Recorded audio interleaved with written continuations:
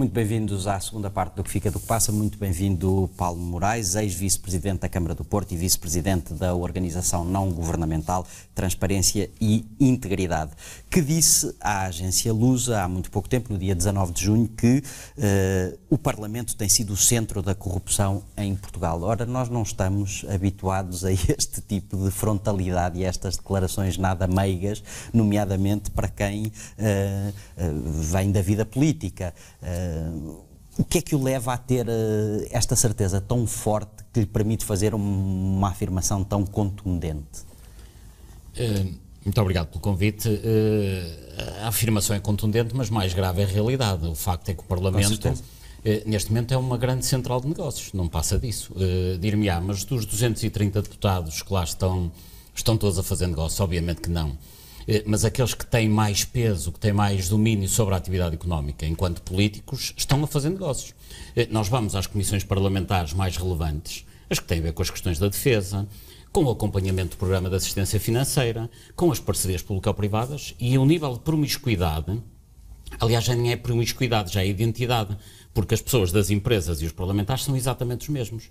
Se nós formos à comissão que acompanha os trabalhos do programa de assistência financeira, vemos que temos como vice-presidente um deputado como Miguel Frasquilho, que é simultaneamente deputado e é membro de um grupo que depende do programa de assistência financeira, neste caso concreto, o Grupo Espírito Santo. Mas depois temos, na mesma comissão parlamentar, um deputado que é simultaneamente sócio, aliás, colaborador, do escritório de advogados, que trata das privatizações quando ele próprio fiscaliza as privatizações, que é o deputado Adolfo Mesquita Nunes. Ou seja, estes senhores deputados de manhã estão nas suas empresas, nos seus escritórios de advogados, a tratar dos negócios que depois à tarde vão fiscalizar para o Parlamento. Isto não é obviamente sério. Bem, então a nível de advogados é realmente dramático. Os telespectadores, quando veem uma imagem do Parlamento, de facto, o que eles estão a ver é um escritório de advogados open space, porque a maioria dos deputados estão no momento em que estão no Parlamento, aqueles computadores que eles têm lá, e de facto servem para eles tratarem dos seus processos dos próprios escritórios. Portanto, isto é um nível de promiscuidade inaceitável. Eu já falei disto com muita gente, com pessoas responsáveis no próprio Parlamento. O Presidente da Comissão de Ética é uma pessoa preocupada com essa matéria. Sei que a Presidente do Parlamento é uma pessoa preocupada também com essa matéria, mas o facto é que preocupam-se e não fazem nada. E não é admissível que um deputado simultaneamente deva lealdade ao eleitorado que o elegeu e fidelidade à empresa que lhe paga, porque há aqui um conflito de interesses patente. Em última análise, devia ser o Presidente da República que tinha que ter aqui uma palavra, na medida em que é ele o responsável pelo regular funcionamento das instituições. Eu não me parece nada regular que uma pessoa esteja na condição de parlamentar a fiscalizar a sua própria atividade. Mas atenção que a promiscuidade não é só no Parlamento. Nós vamos ao Banco de Portugal e no Conselho Consultivo do Banco de Portugal tem assento pessoas da banca privada. Em Portugal acontece o contrário. Nos outros países são os bancos centrais que supervisionam a banca privada. Em Portugal são os bancos privados que têm representantes no Conselho Consultivo do Banco de Portugal, cuja missão é pronunciar sobre a atividade do banco.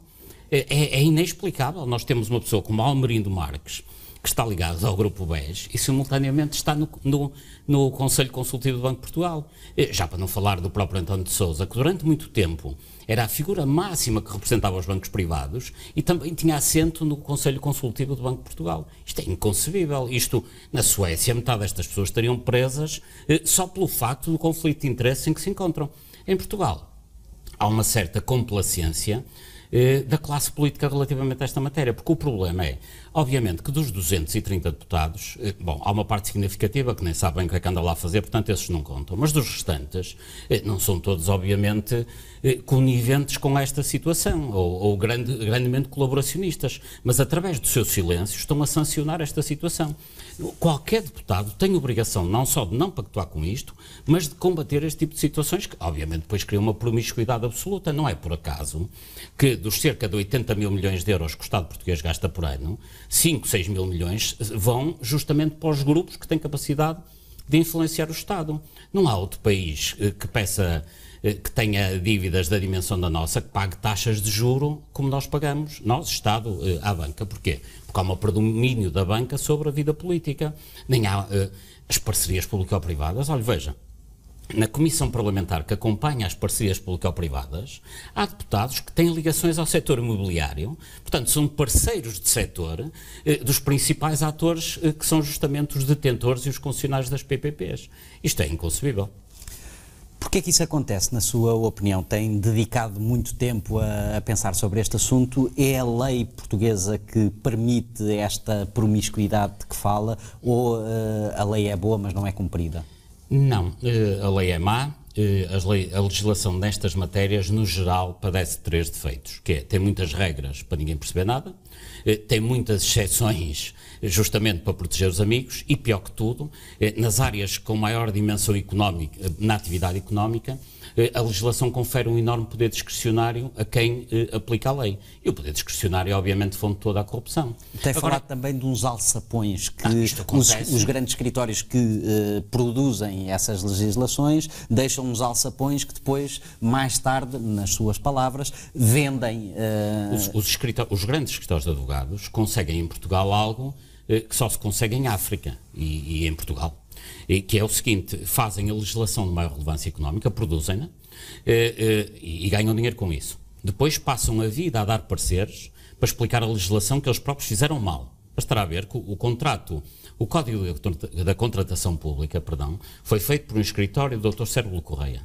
Desde que está em vigor o contrato de contratação pública, o Código, esse escritório já faturou 7,5 milhões de euros a dar pareceres sobre aquilo que eles próprios fizeram.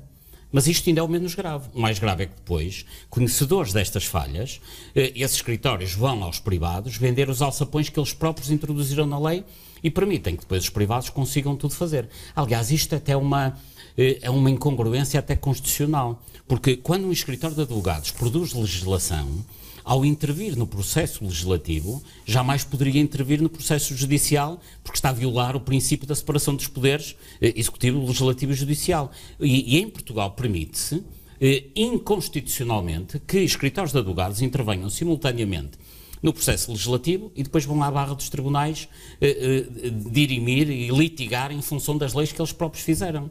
Isto, obviamente, não é sério, é inconstitucional. E o Presidente da República parece ignorar todas estas situações. Já tentou chegar à fala com o Presidente da República, sensibilizá-lo para esta questão? Não. Segundo uma estimativa sua, nos 10 meses em que tutelou o pelouro do urbanismo da Câmara Municipal do Porto, terá impedido negociatas ilegais na ordem dos 600 a 700 milhões de euros. Sei que na altura desencadeou perto de 30 queixas em função desses 10 meses de inferno que teve na Câmara Municipal, enquanto vice-presidente, braço direito de Rui Rio e responsável pelo pelouro do urbanismo. Aconteceu alguma coisa desses 30 processos? Eu, relativamente aos processos de urbanismo em que eu sou, digamos, denunciante, serei talvez o maior denunciante em Portugal nessa matéria, ou o maior ou o único, eventualmente, a denunciar processos de crimes urbanísticos.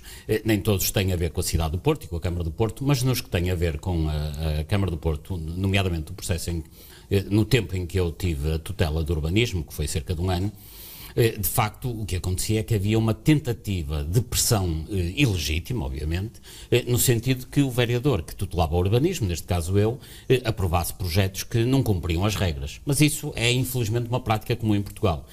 A exceção é que no Porto, naquele momento, e enfim, não será a única exceção, haverá mais, houve alguém que não permitiu que isso acontecesse. Então, simplesmente, fazer aquilo que a lei obriga, que é não permitir que aquilo que é ilegal seja feito. É tão simples como isto. Então, as queixas derivam de quê? Do facto de que alguns desses processos, mais tarde, acabaram por ser aprovados e também do facto de que havia pressões que não faziam qualquer sentido. Quer dizer, eu não acho aceitável, como aconteceu comigo várias vezes, que em reuniões com membros do Governo, o primeiro assunto de que membros do Governo falavam comigo era assuntos da sua vida particular e, nomeadamente, da sua vida empresarial. Quem representa os cidadãos do Porto numa reunião com o Governo tem que articular nessas reuniões assuntos que digam respeito ao país ou à cidade do Porto, ponto final, e portanto não faz sentido que isso aconteça. Ou seja, quer o poder político, quer o poder judicial são coniventes com este panorama. O poder judicial, enfim, não funciona, como, enfim, não será novidade para os cidadãos que nos ouvem e veem que o poder judicial em Portugal não funciona, mas não funciona por várias razões. Por um lado, há a falta de vontade muitas das vezes, mas mesmo quando há vontade, de facto, o emaranhado legislativo leva a que muitos processos acabem por ser arquivados. Eu conto-lhe só uma situação muito rapidamente. Há uma situação que eu acabo por denunciar e que hoje é de domínio público e por isso posso aqui falar dela, que é a Sociedade Metro do Porto decide comprar por 8.750.000 euros um terreno que estava avaliado em 5 milhões. E perguntar-me, mas como é que é possível uma administração de uma empresa como a Metro do Porto adquirir por 8.750.000 algo que vale 5 milhões? Pois é exatamente essa dúvida que me levou a denunciar o assunto. O processo acaba arquivado, porquê? Porque o procurador que o estudou, ou sei que o estudou, decide que o processo tem que ser arquivado porque não se sabe onde está o dinheiro. É evidente que uma justiça com esta tibieza não vamos ao lado nenhum, porque isto é uma justiça débil, fraca e temerosa, quando pelo contrário, os cidadãos é que devem ser temerosos face à justiça. Para terminar, que ideias é que tem para inverter esta situação? O problema da corrupção, o problema da corrupção em Portugal é, para mim, o problema mais grave. Nós hoje temos uma crise que deriva diretamente da corrupção. A dívida pública, a nossa crise divide-se em 2 tipos de dívidas, dívida pública e dívida privada. Pois a dívida pública é dívida que decorre do facto, durante muitos anos, em parcerias público-privadas, negócios mal feitos, obras com derrapagens, etc., desbaratou-se o erário público. Essa é uma componente. E mesmo a dívida privada tem origem em corrupção, porque 70% do valor da dívida privada no início da crise resultava de especulação imobiliária. Isso que se diz por aí de que os portugueses andaram a gastar acima das suas possibilidades, isso é um embuste. De facto, quem andou a gastar acima das suas possibilidades foi o Estado. E depois a dívida privada resulta de uma enorme bolha imobiliária que se permitiu que se criasse em Portugal por negócios e tráfico de solos feito naturalmente pelos promotores imobiliários que conseguiam comprar terrenos a 10 e valorizá-los a 100 ou a 200. Portanto, a origem da crise, no meu ponto de vista, está na corrupção. Há soluções, é evidente que há soluções desde que haja vontade política. Desde logo aumentando a transparência, criando portais que permitam que os cidadãos saibam exatamente qual é o maior fornecedor do Estado português, qual é o maior fornecedor da Câmara de Lisboa, que possam conhecer online as declarações de rendimentos dos seus titulares de cargos públicos. Digo-lhe, um país onde isto acontece neste momento, em Timor. Não é por acaso que em Timor há um ótimo portal da transparência e a Ministra da Justiça foi condenada a 5 anos de prisão. Isso era impensável em Portugal. Alguma vez em Portugal se prendia o Ministro da Justiça, isso é impensável. Portanto, aumento da transparência, acho que é fundamental, simplificação legislativa, atuação dos tribunais e, sobretudo, julgo que era a grande medida, e penso que há alguma sensibilidade de alguns atores da política nesse sentido, é o Estado começar a recuperar os ativos que lhe são roubados pela via da corrupção. Ou seja, quando um edifício, para dar um exemplo da questão que esteve aqui em apreço, quando um edifício for construído e não cumpre as regras que estão previstas no planeamento, deve por aí simplesmente ser demolido. É a única forma de ressarcir a sociedade pelo mal que lhe foi feito. Em segunda, digamos, em última alternativa, se não formos demolir o edifício, então ele deve ser expropriado pelo valor zero. Se a sociedade começar a recuperar os bens que lhe são roubados pela corrupção, eu penso que isso tem efeito dissuasor para o futuro. Paulo Moraes, muito obrigado por ter vindo ao Que Fica do Que Passa e muito obrigado pela refrescante frontalidade e coragem das suas posições. Já a seguir, Nuno Costa Santos diz-nos o que fica do bairro esta semana.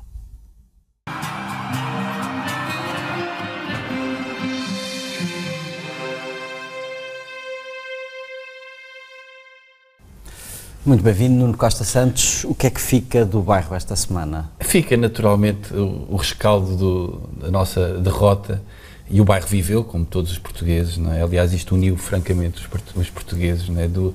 Das oficinas até às empresas, toda a gente vibrou com isto, isso é muito bom. Não desvalorizemos o futebol.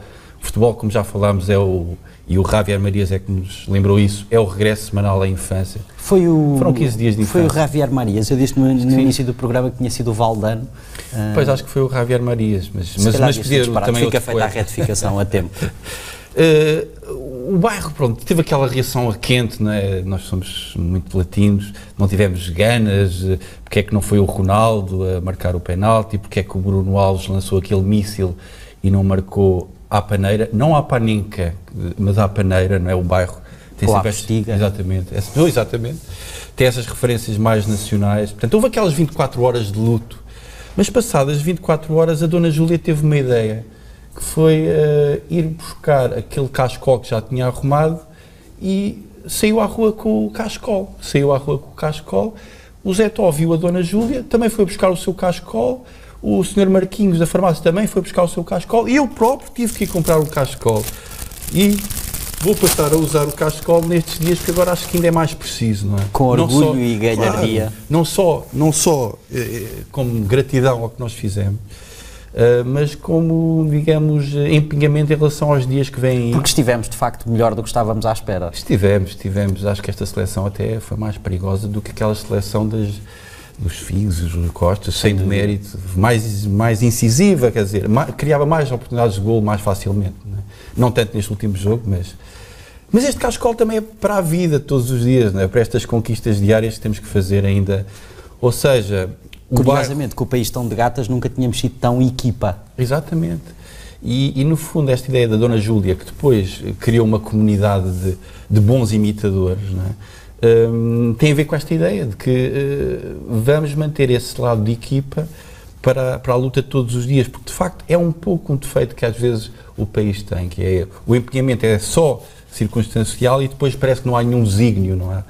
E o desígnio, como já temos falado aqui, é a rua, é o trabalho diário, é o regaçar das mangas na própria rua, começa a arregaçar as mangas no bairro, o resto logo se vê. A Dona Júlia percebeu isso e agora eu tive que ir comprar o meu cachecol. E é impossível trabalharmos em equipa se não confiarmos uns nos outros, é basicamente a lição da Dona Júlia. Sim, porque realmente tudo parte de uma desconfiança que de facto existe, as pessoas não se cumprimentam, os vizinhos não se cumprimentam por algum bloqueio. Agora falaram, por causa deste desígnio que foi a seleção, porque é que não falam por este desígnio que é a construção de um país melhor, mais habitável, mais justo, em que as pessoas também contribuam mais, não é? A reconstrução de um futuro qualquer. Sim. Para terminar... Frases, claro.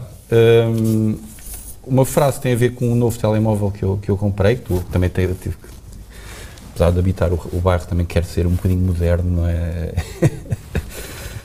Mesmo em terra, costumo ter o telemóvel em modo de voo e dizem que é por andar sempre nas nuvens. E agora, para terminar, uma lição número 1 sobre as formas de contratar pessoas em Portugal. Não temos dinheiro para lhe pagar, mas queremos muito contar consigo. Muito obrigado, Nuno Costa Santos. Até para a semana. Obrigado, olha, já agora. Obrigado. E assim termina mais O Que Fica do Que Passa. Nós voltamos na próxima semana. Até lá pode ver ou rever este programa, bem como todos os conteúdos do Canal Q. Basta carregar no botão vermelho do seu comando Mel ou ir a canalq.pt. Tenham uma ótima semana.